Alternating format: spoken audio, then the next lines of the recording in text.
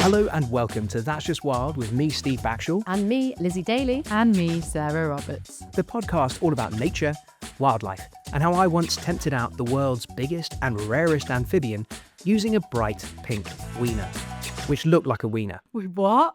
Thanks for clarifying. Most of the shots were completely unusable. I know. For a minute, I had a slight panic. This was the wrong kind of podcast. Can you expand, please, for our listeners? Oh, yeah. We were doing a series in Japan, and we were working with the Japanese giant salamander, and I worked with this amazing local biologist. He was a delightful man, and we would go around to all these burrows to try and tempt the salamander out into the open, and what he had was these bright pink reconstituted sausages that he bought from the local quickie mart on a stick. And so you just kind of like put this bright pink, ludicrously phallic object into the den while also putting a little camera at the same time, and this giant mouth would come out and just kind of, I mean, we just couldn't use any of it.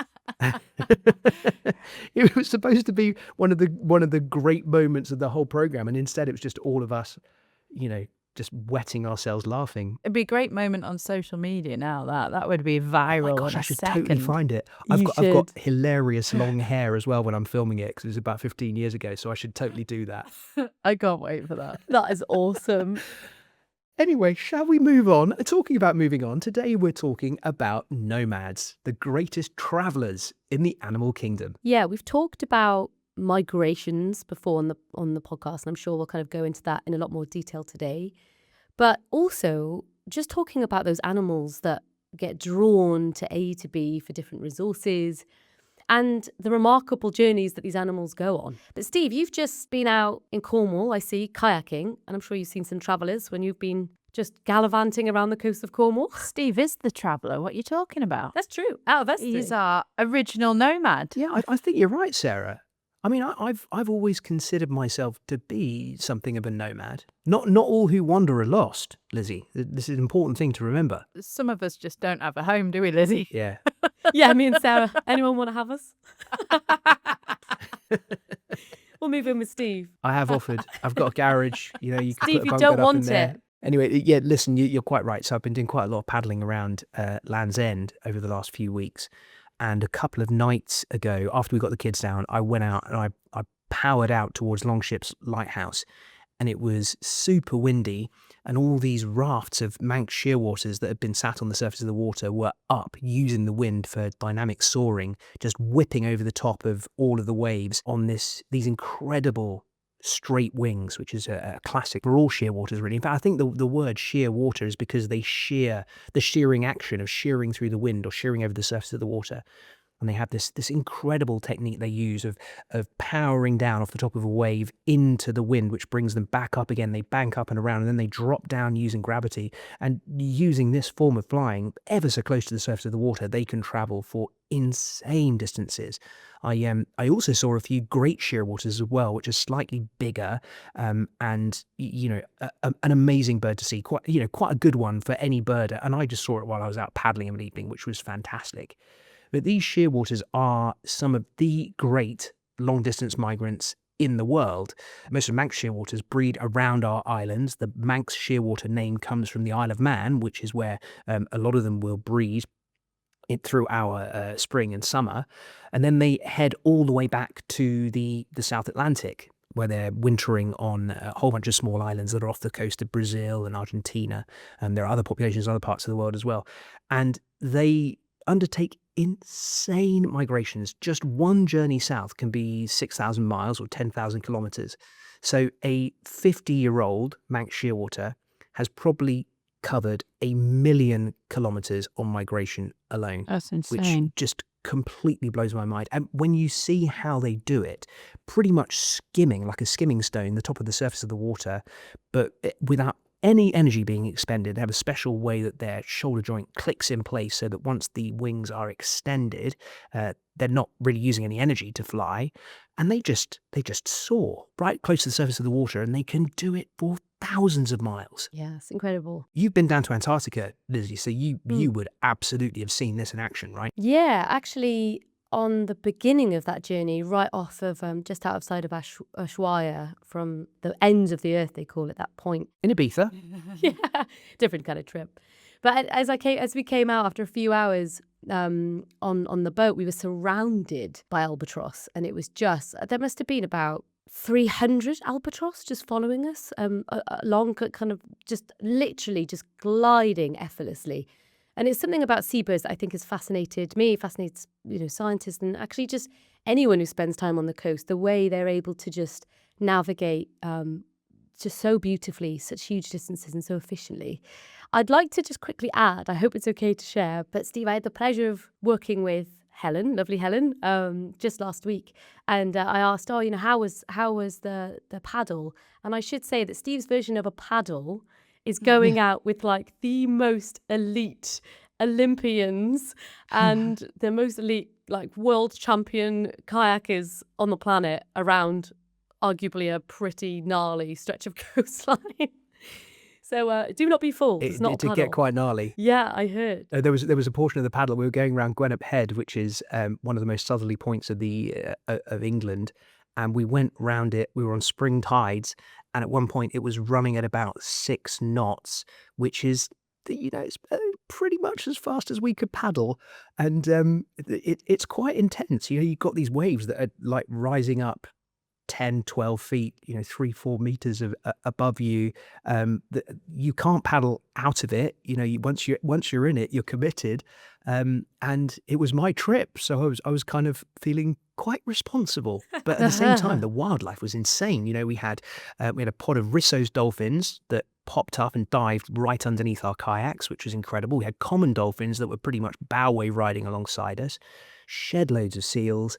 It was amazing, but I do still think that the shearwaters were the highlight, because just for the sheer amount of them and the sheer numbers, to see Manx shearwaters, great shearwaters, even seeing one or two is pretty cool. There were thousands, absolutely thousands, and all exhibiting that effortless form of flight over golden waters. They reflect the sunlight. I mean, it was really special. I think there was a little bit of debate as to whether Manx shearwaters might be the longest migrating bird, but I think that they are superseded by the Arctic tern. Yeah, the Arctic tern is most well known for their epic migrations, isn't it? Just quickly, Steve, on that, have you ever seen that with the Manx shearwaters, the halo ring that they create? What do you mean? A halo effect where? In the air? No, actually on the water. So at Skomer Island is where I've seen it. At dusk, the sun's setting, and you literally have a ring of Manx shearwaters floating around Skomer Island, and you can't fly drones there. So I've never actually seen it from the air, but they kind of sit and wait for darkness to fall, and it creates this just incredible spectacle, which adds to another layer to an already very impressive bird to see when they're in flight. But it's just a really cool thing to see. You must have filmed with Arctic tern, Steve. Yeah, I did a series called Pole to Pole back in 2011, and we went all the way from the Arctic to the Antarctic over the course of 1 year. So we had the quite rare privilege of filming Arctic terns in both the Arctic and the Antarctic, which is just a phenomenon. It's even possible that some of the birds that we saw in the Arctic may well have journeyed the entire length of the planet to get down to the Antarctic. And again, it's this bird that they're relatively small. They are kind of fragile looking. They have very, very vibrant white plumage with a black cap, and I would guess probably about the size of a collared dove. They're not a huge bird. And for them to be able to stay on the wing for the entirety of that journey, all the way from the top of our planet to the bottom, or the bottom to the top, depending on your perspective, it just completely blows my mind. So they migrate along this big convoluted route all the way from the northern breeding grounds to the Antarctic coast for the southern summer and back again about 6 months later. I was talking about the distances for Manx shearwater, which are stupefying, but they're even greater for the Arctic tern. So the average annual, so every single year, their round trip can be 70,000 kilometers. That's 44,000 miles for a bird. So with an average Arctic tern living for about 30 years, that means they might do 2.4 million kilometers. That's 1.5 million miles in a lifetime, which is the equivalent of going from the Earth to the Moon and back 3 times. Wow. That's incredible when you put it that way. What drives this kind of thing? What's the reason being? Also, both of those environments, you have both the Arctic and the Antarctic in their summers. They have a lot of food, a lot of readily available small crustaceans, shrimp, and small fish. The seas absolutely bloom at that time of the year. The environment is quite similar each time, but then as the winter comes, that self-same environment that has provided so much becomes completely impossible. And they are, I guess, replicating the same situation on the other side of the planet.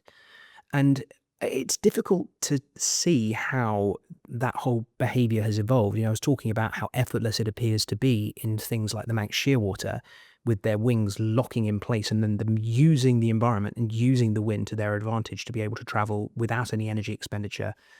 But Arctic terns have flapping flight. They are expending a huge amount of energy to undertake those journeys. And I guess that leads into the broader context of how these behaviors evolved. Did they evolve in a time when our planet looked very different to how it did today, and the journey itself has been hardwired into their brains and into the species' behavior so that it continues to this day? I have to admit, I don't know, but it still works, and Arctic terns are still a tremendously successful species. I think that's what's so beautiful in a way about our understanding of migration is just how little we know as well. We see migration across huge range of species, and yet we're still asking quite big questions about what are the main drivers, the combination of drivers that's resulting in this kind of behavior. I also just want to I know it sounds quite basic, but we often talk about travel in terms of migration, but migration is actually different to long form travel that we just see in other species as well. So wild dogs, they don't migrate, but they travel huge distances. Migration is actually defined by a few characteristics. So there's moving, typically annually or seasonally, as exactly what Steve was saying, driven by opportunistic access to food resources or breeding grounds. These are some of the things that drives that long distance movement. It's also that round trip, so they'll always come back to where they first started, however long it takes, however far they go. The driver, Sarah, is what is interesting because, it could be for breeding, it could be for food, it could be, climate driven to avoid harsh conditions. But how they do it and how they're able to return to the same time over and over again is I think, what's kind of really, really exciting. I'm sure we'll go into that in a bit more detail, but just some of the kind of ways in which animals are able to do this. So environmental cues, so it could be shifts in temperature, it could be smell, it could be celestial as well. So that's light, so following things like the sun and the stars. And we've talked about Manx shearwaters, but actually after fledging, more often than not, you'll get some Manx shearwaters on the coast or even on vessels that are distracted by the lights because they very much use that as a form of kind of driving that navigation. Learning from others as well. In some species, you find that some younger juvenile animals perhaps don't know the way as well as some of those that have years and years of experience. And another driver is Earth's magnetic fields. If you imagine like a map, an invisible map to us of the world in terms of different magnetic fields. Animals actually use those to get from A to B as well. So there's lots of different ways of doing it. But as Steve says, how they use those in combination is often a bit of a mystery. What you mentioned there about shearwaters getting distracted by the lights on boats, that happened to us. Did it? On the way to South Georgia. Yet one flew into our boat, knocked itself unconscious, Oh. and I had it on the back of the boat, and we kept it in a box and kept it warm, and then eventually I took it out to the back and opened my hands and it flew off, none the worse for wear. Oh. It was a beautiful, beautiful moment. But yeah, they clearly follow boats for some of the slop that gets thrown off the back, inevitably of boats, for stuff that's left behind by fishing vessels, but also because a boat itself will create wind movement as it goes that they can use to generate lift. And it is one of those really haunting things to be out in the middle of the Southern Ocean with nothing else for hundreds of miles in every direction, and the back of the boat is just dominated by I don't know, 5, 6 different species of albatross. And I mean, it's really quite something. Okay, so we've looked at migrations that are happening at sea, but I want to talk about one that's happening on land. And we're actually in full swing right now. We're right in the middle of the season. And that's the blue wildebeest migration. So blue wildebeest are huge antelope species. They're about 2.5 meters in length, 270 kilograms, heavy beasts. And they've got that huge mane as well of the black kind of fur that comes down. Now, if you have seen this or heard of this, or you're wondering what it is, I imagine the first thing that comes into your head is probably the David Attenborough films, where you've got the wildebeest rushing across the rivers and huge crocodiles trying to eat the wildebeest, or lions, or huge predators, all following this migration. Now, it happens between June and October, and it's driven by the dry season. So the wildebeest will head from Tanzania in the south, and they'll follow each other all the way up to Kenya, to the Serengeti in the Masai Mara area. And it's around a 500-mile round trip. There are certain months where it's happening more intensely than others, but this is kind of a flow of animals that happens over the year. And some portions they're coming down, and some portions they're going up, depending on whether it's dry or rainy season. But the big attraction is now known as one of the 7 wonders of the world, is to see them crossing the rivers. I find it really morbid, but people want to go there to see the antelopes cross the river and get nailed by crocodiles, I think, is the most part. Would you not want to see that, Sarah? Funnily enough, in all of the like grey areas and the grey topics I am attracted to, in the sort of human wildlife conflict world, to tell those stories, I've never really been massively into watching predations. Like I'm a little bit too empathetic. I get a bit distressed watching the slow, painful deaths. I'm the exact opposite of you guys on that front. Interesting. But it is a huge attraction that is between Kenya, Rwanda, South Africa, and Zimbabwe. Those 4 countries, they attract around 2 to 5 million visitors a year. That is projected to double by 2030. Now, if you take the Masai Mara on its own, 1977, before the days of Attenborough, before it was marked as one of the 7 wonders of the world, there are only 5 camps and lodges in the Masai Mara. Wow. Currently, there's over 300 camps there and over 5,000 beds. So we obviously see on TV the view of the wildebeest and that plight that they have crossing the rivers. But if you were to turn the camera backwards on itself, what you would actually see is hundreds and hundreds of safari vehicles that are queuing up so close together that they're actually blocking the path of these wildebeest as they're trying to get out of the river. It's all a little bit of a mess at the moment. The wildebeest can't then get up the banks. They're getting knocked back into the river. It's hard enough anyway, being a blue wildebeest in the wild, trying to do this huge migration. But now, as humans and tourists, we're actually making that a little bit harder. Personally, I've not been to go and see this, but have either of you guys been and watched it? Yes. So actually, I've got 2 sides to that story. One of which is that I was in Zambia for another wildebeest migration, which is not quite as big as the one in the Serengeti and in the Mara, but is in its own way every bit as impressive in Lewa Plains in the north of Zambia. And thousands and thousands of wildebeest that come in following the blooming of the fresh green grass with the rains. And we filmed every conceivable African predator, from cheetahs to hyenas to lions, tracking the wildebeest, feasting on them, with electrical storms crackling across the horizon in the distance. And we never saw a single other tourist the entire time we were there. Cool. And there are plenty of places, if you are willing to put in the time and the effort and the energy, where you can see all of the awesome bits of the wildebeest migration without being thronged with tourists and lots of other people. The bottlenecks that you get, like there at the Masai River, are just horrible. They're just horrible. And it's really, really difficult, because those are often people who are on more affordable or more readily available or better known wildlife safaris. I feel really bad expressing any kind of judgment against anyone who, may not know that the Lewa Plains in Zambia is just as good a place to go and see it. because they haven't spent their entire life studying wildlife like I have. And I'm aware that any sort of judgment I throw down in this situation can make me appear to be a right smug git. That said, I got sent a video this week by someone that I went to the Mara River with a couple of years ago in Kenya.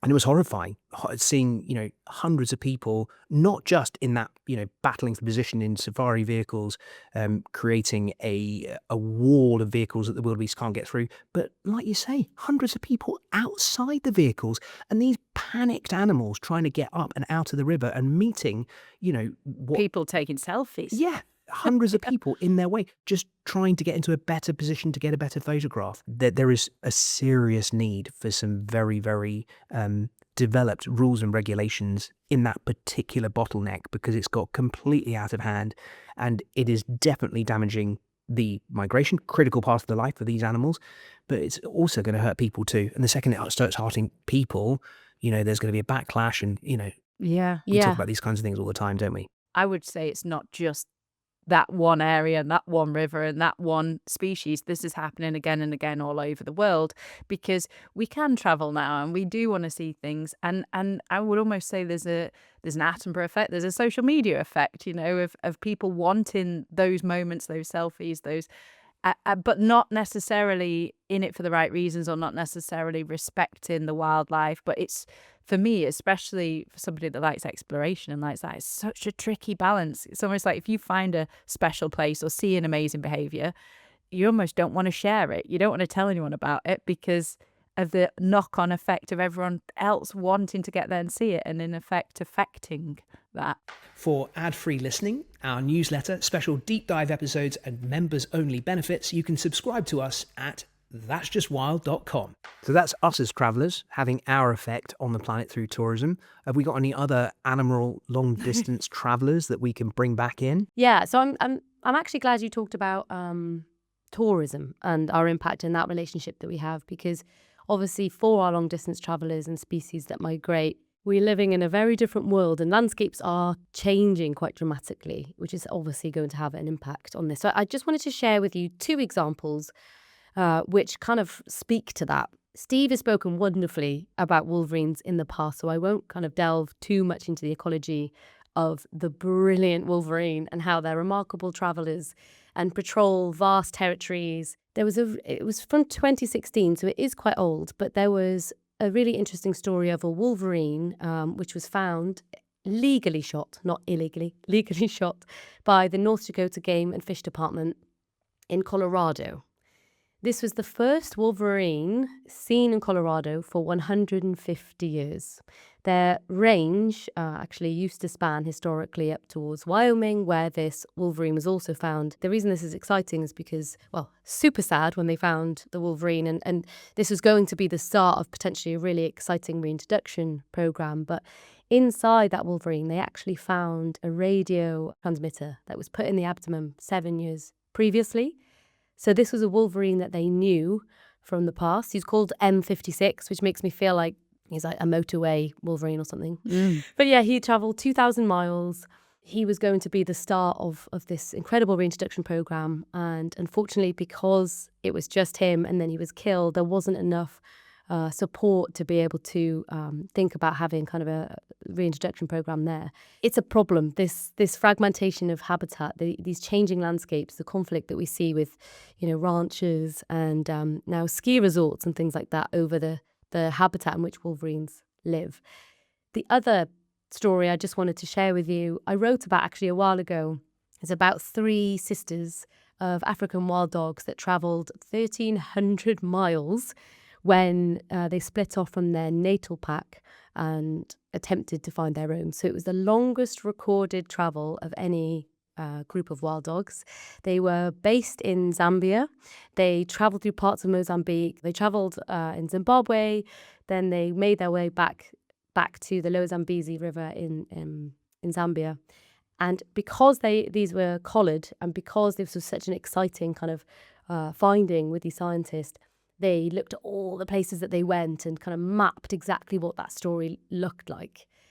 And these wild dogs, they not only had to, cross raging rivers full of crocodiles and come up against other wild dogs and venture through, harsh environments. But on top of that, they also had to dodge traffic.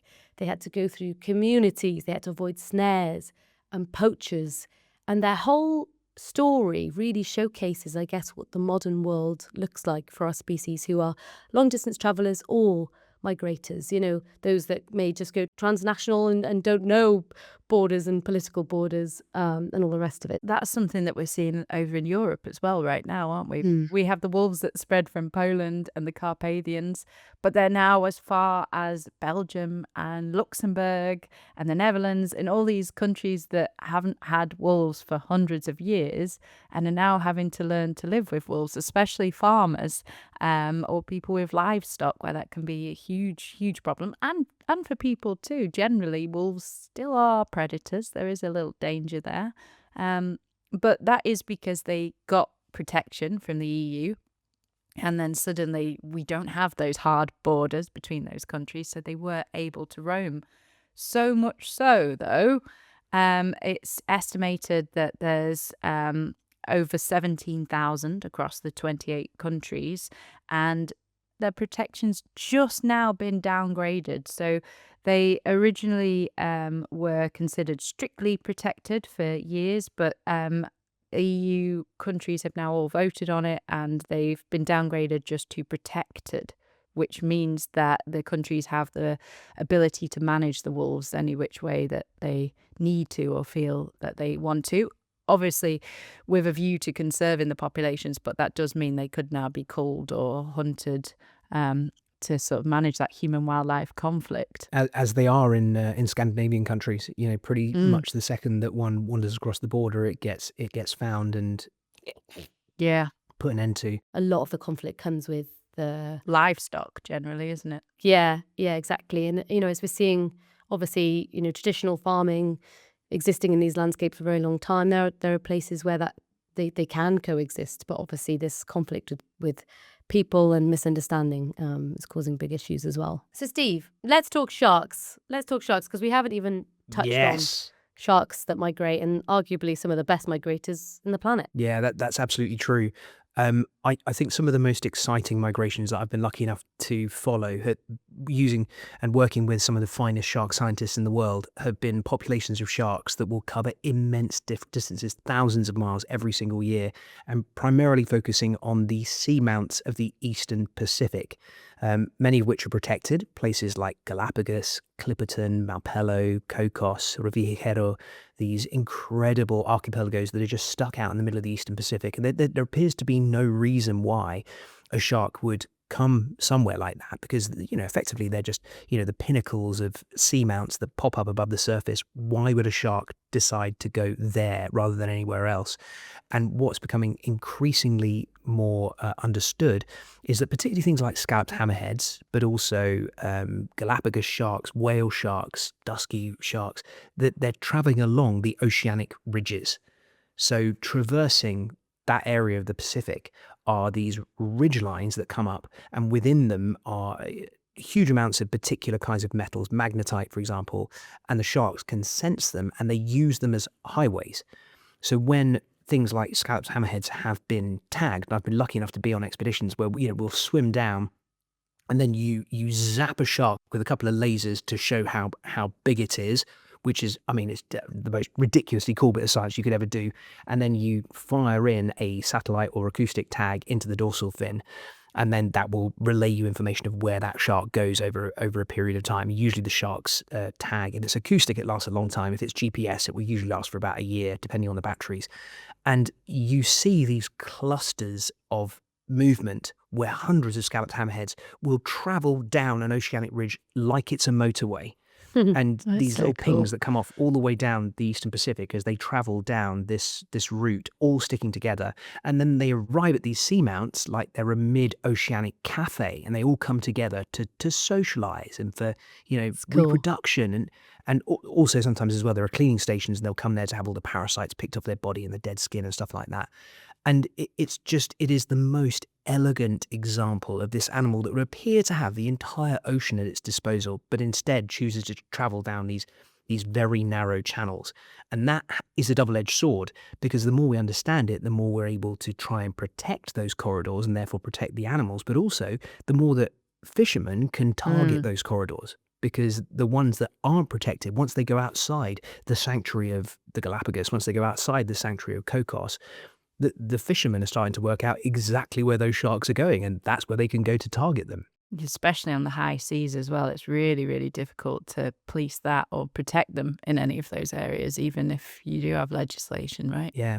So I've been lucky enough to work with a few awesome scientists, one of whom is Randall Arawaz, another is Mauricio Hoyas, and their big drive in their work with everything from silkies to silver tips is to try and figure out what those highways are and to try and get them protected. I mean, it's incredibly difficult to police that protection, but it would be a start, because at present you have these critically endangered species that are all traveling along very well mapped out channels, highways, motorways, call them what you will, to go between these clusters of activity. And if you are a shark fishing boat, then it's pretty much a roadmap of where you've got to go to catch them. Have either of you seen some of this activity at sea? I've been in the middle of what feels like a motorway of sharks, but not in the kind of sheer distances that Steve's talking about there. I bet that's a hell of a spectacle to see underwater. How deep are they? Do you know, Steve? It depends. So some of the tags can allow you to see how deep the animals are going, and it can be very deep. It can be 1,000 meters in depth, but the ridge line is way below them. But the sharks can still sense it, even though they are elevated up above the actual substrate. I have seen a bit of that shark fishing activity, and I have seen how targeted it is. So we were filming in the Maldives, which is a shark sanctuary, just at the end of the pandemic. And we went into the harbour, a little bit under the radar, we weren't really supposed to, where there was a bunch of Indonesian fishing boats that had been essentially taken in by the police there. And what was happening was they had these big factory vessels that were just sitting right on the limit of the shark sanctuary and sending smaller boats in to take sharks and rays from within the sanctuary. Those would then come back to the factory ships, while just beyond the realms of the sanctuary, these great big factory fishing vessels, which were obviously reaping all the rewards, were existing without any censure. The exact same thing is happening in Galapagos. So right on the edge of the Galapagos sanctuary, there are reams of fishing boats that are taking not just sharks, but other species as well. But they reap the rewards of this protected sanctuary and how it has a massive knock-on effect of fishing outside of it. The vessels can just sit there at the boundary. They could probably send a few illicit raids into protected waters, take a bunch of stuff, go back out again. There's certainly not policing to stop that happening. And while you have species that are migratory, and most shark species are, it becomes impossible to fully protect them. We do a lot of work. I know that you guys have both spent time in the Bahamas working in those fabulous shark sanctuaries where you can be surrounded by a shiver of sharks, many of which have names and personalities that we know well. And you will see them there for 6 weeks, 2 months of the year, and then they swim outside of the sanctuary into waters where they can be caught on a rod and line by some guy on a beach. Yeah, interestingly, I'm actually about to drop a video on my YouTube from historically about this with the great hammerheads. I spent a bit of time on the beaches with the recreational catch and release shark fishermen there with the hammerheads, because there's a lot in of Florida debate. or in the That was Carolinas? in Florida. In Florida. Yeah, so it'd be the same hammerheads that cross between there and the Bahamas. But even with the recreational catch and release, there's not much out there to tell us the numbers that actually survive, even though it's catch and release. It's interesting though, because I think the benefit of fishermen in all of these places, especially in those marine protected areas, they become their own policemen. If you give them like a small artisanal fishing license, they then become very territorial about any other boat that comes in that area.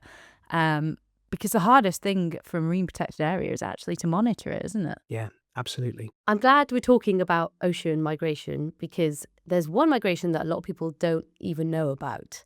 and it actually happens underwater. It's the largest routine migration on Earth, called the vertical or diel vertical migration, where 10 billion tons of animals make a journey up through the water column to the surface and down again. And I first learned about this when I was studying data on the movements of penguins and trying to understand the drivers of where they feed and times of day. And it turns out a lot of this is driven by this migration of zooplankton and everything from, copepods, and then you've got fish larvae and all this microscopic life that's literally traveling thousands of feet from down in the darkness and up to the surface. And this happens when it's dark, they all move vertically up, and when it's light, they'll all move vertically down to escape predators. But it's just another kind of migration that a lot of us don't even talk about, really. When we think of migration, we think of, the seabirds or the land mammals. So did the penguins hunt for them at night then? Yeah, so the different species of penguins will dictate their behaviour and where they dive and what they feed on, depending on this migration. So king penguins might go out at dusk.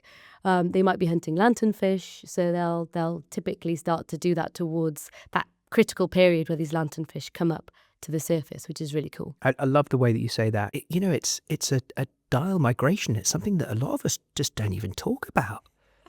As if like all your conversations with all your friends are about obscure things in biology. It's just that one obscure thing that you don't talk about. Oh, you'll be surprised, Steve. You'll be surprised. Steve, you spent a lot of time in the Antarctic regions. Have you spent much time with albatross before? Oh, albatross. Yeah, I think that they're just such. I know it's very difficult to even talk about them without starting to wax poetic, isn't it? Utterly beautiful. I've been lucky enough to film with, I think, about 10 different species. There's a fair few more than that, but the one that is always going to stand out the most is the wandering albatross, as the animal with the biggest wingspan, the one that has these immense lonely journeys, where some could circumnavigate the entire planet. They could go all the way around the Southern Ocean 3 times in 1 year. One single individual was recorded going 3,700 miles in 12 days, which Ridiculous. is just baffling. How far is that? It's into- far. It's 3,700 miles. I know. I It's a long I way. need to imagine a continent or something. What are we thinking? I mean, is What that like it? double Land's End to John O'Groats? It's about that, isn't it? It's Yeah, about twice that's the length exactly that. of the nation, I think. Wow. It's a very, very long way. They will occasionally come down and they'll land on the surface of the ocean to duck beneath to grab for things like squid close to the surface. But seeing them at the nest is one of the most emotional things you can do in natural history filmmaking. They have these beautiful dances that they undergo where the pair, which will, if they can, mate for life, and will have not seen each other for a couple of years, they will reunite and they go through this exquisite dance, tapping their beaks together, sending their head up to the sky pointing and letting off these bewitching orchestral sounds as they do so, spreading these giant wings. The wingspan can be nearly 4 meters. And they're enormous. They completely dominate you. They're huge. They're way, way bigger than you. And we were on Bird Island, which is just north of South Georgia, and is the best and the most focused place to film Wandering Albatross at the nest. And we looked around and there was an endless amount of these birds, all of them going through these glorious courtship dances.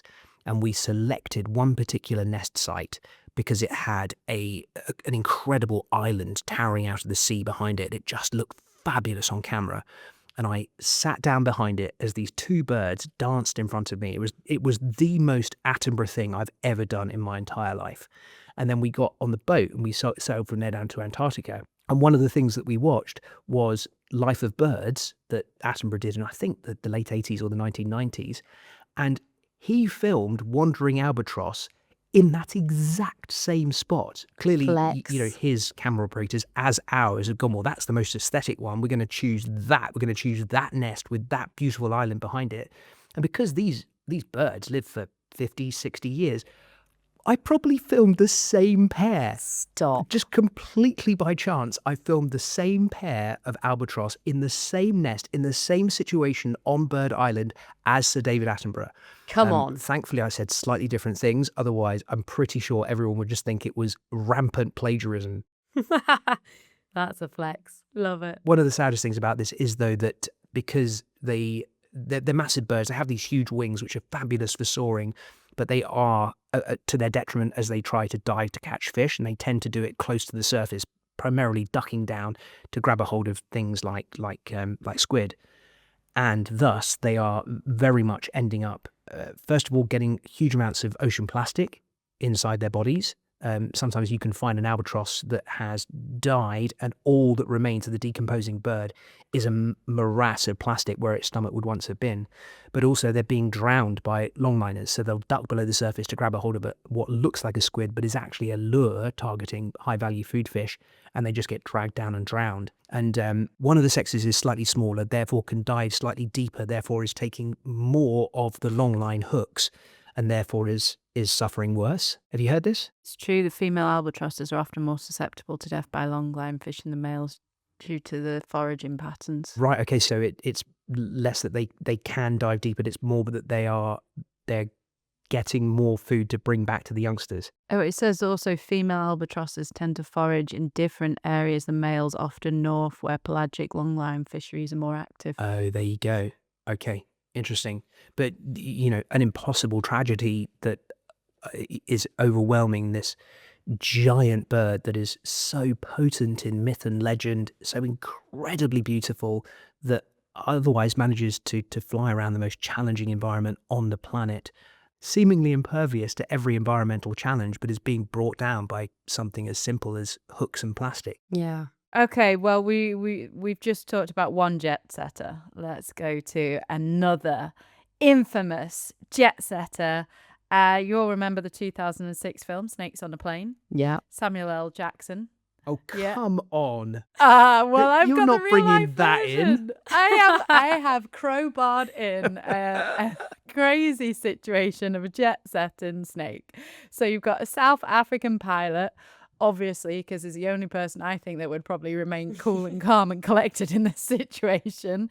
So Rudolf Erasmus, he's mid-flight, flying across South Africa when he feels a cold sensation underneath his shirt, and he describes it to be around his love handle area, and he looks down to see a Cape Cobra just slithering off under the seat mid-flight, and he then he's somehow able to stay calm, just tell everyone casually on the plane what's going on. They apparently stay calm too. I'm sure there's a lot of people sweating at that point.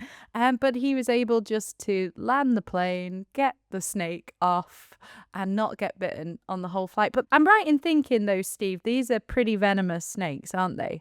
Highly venomous, yeah, and they're big as well for a venomous snake. So we've got a high venom yield. It's a neurotoxin which can work incredibly quickly, particularly if it goes into a vein or an artery.